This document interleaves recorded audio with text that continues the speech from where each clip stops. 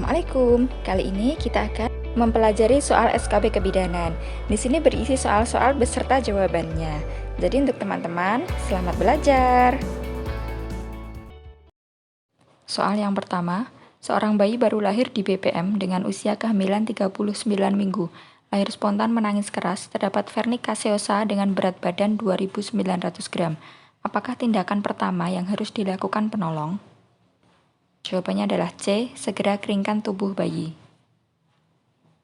Kenapa jawabannya C? Karena ini berkaitan dengan asuhan persalinan normal, di mana setelah kita melakukan penilaian sepintas terhadap bayi, dan dia dalam kondisi yang normal, dengan berat badan lahir normal, maka tindakan yang dilakukan selanjutnya adalah mengeringkan tubuh bayi.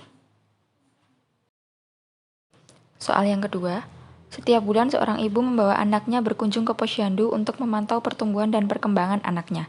Saat ini bayi tersebut berusia 1 tahun, berat badan waktu lahir 3.200 gram. Berapakah berat normal bayi tersebut sekarang? Jawabannya C, 9,6 kg.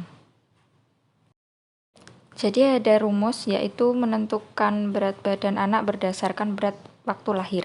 Jadi pada usia 1 tahun itu berat badan anak adalah 3 kali berat badan waktu lahir. Jadi 3 kali 3.200 gram sama dengan 9,6 kg.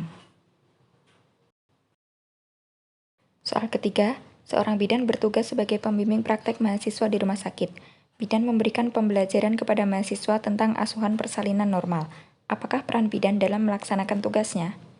Jawabannya adalah B, pendidik. Soal keempat, seorang perempuan 34 tahun melahirkan 3 hari yang lalu di rumah sakit. Saat ini mengatakan payudara terasa nyeri. Hasil pemeriksaan payudara bengkak. Bayi meninggal umur 2 hari. Apakah asuhan yang tepat pada kasus di atas?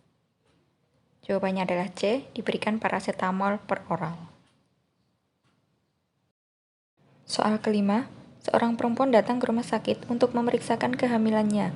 Mengatakan hamil 3 bulan, mengeluh keluar darah dari kemaluan dan terdapat gumpalan seperti daging. Hasil pemeriksaan ada pembukaan serviks dan terdapat sisa jaringan tubuh janin di dalam uterus. Apakah diagnosa kasus tersebut?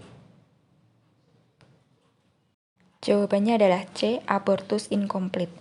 Karena di sini dikatakan ada pembukaan serviks dan terdapat sisa jaringan tubuh janin di dalam uterus. Jadi ini sudah terjadi abortus dan sudah mengeluarkan sebagian dari hasil konsepsinya, tetapi belum keseluruhan.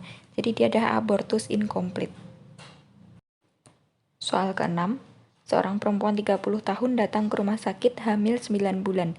Janin tunggal hidup intrauterin dengan presentasi kepala. Taksiran berat janin 4.200 gram. Hasil pemeriksaan dalam pembukaan sudah lengkap. Kepala turun hot 4. Setelah dipimpin 45 menit, akhirnya kepala lahir. Namun bahu anterior macet di atas simfisis pubis. Ibu terlihat kelelahan. Apakah penyebab terjadinya penyulit pada kasus di atas? Jawabannya adalah B, makrosomia. Karena datanya adalah taksiran berat janinnya adalah 4.200 gram. Berarti adalah janin besar atau makrosomia. Soal ketujuh, seorang perempuan 35 tahun melahirkan anak keempat 3 hari yang lalu.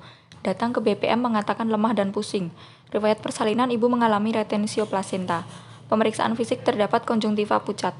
Apakah pemeriksaan penunjang yang diperlukan pada kasus di atas? Jawabannya adalah D, hemoglobin. Karena dalam soal disebutkan ada tanda-tanda anemia seperti lemah, pusing, dan terdapat konjungtiva pucat. Jadi untuk menegakkan diagnosa diperlukan pemeriksaan penunjang yaitu pemeriksaan HB atau hemoglobin.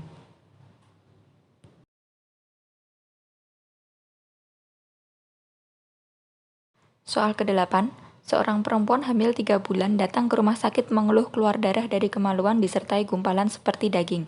Hasil pemeriksaan didapatkan ada pembukaan serviks dan terdapat sisa jaringan tubuh janin di dalam uterus.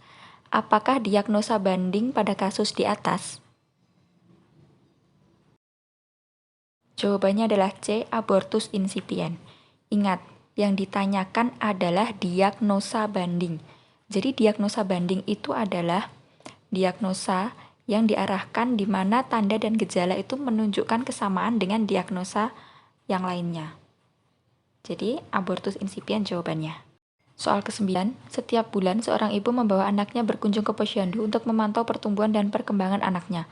Saat ini bayi tersebut berumur 1 tahun. Berapakah jumlah gigi susu yang seharusnya dimiliki bayi tersebut? Jawabannya adalah D, 8-10 gigi susu. Soal ke-10, bidan praktek mandiri kunjungan ke rumah seorang perempuan yang telah melahirkan 1 jam yang lalu ditolong dukun. Plasenta belum lahir. Bidan telah memberikan suntikan oksitosin dan melakukan PTT. Namun plasenta belum juga lahir. Hasil pemeriksaan tekanan darah 100/60, nadi 98, keluar darah dari janin lahir sebanyak 500 mili. Tindakan apakah yang dapat dilakukan bidan pada kasus di atas? Jawabannya adalah C, melakukan manual plasenta. Karena dia sudah melahirkan 1 jam yang lalu dan ditolong oleh dukun. Bidan juga sudah memberikan oksitosin dan juga melakukan PTT, namun plasenta belum juga lahir. Jadi jawabannya adalah melakukan manual plasenta.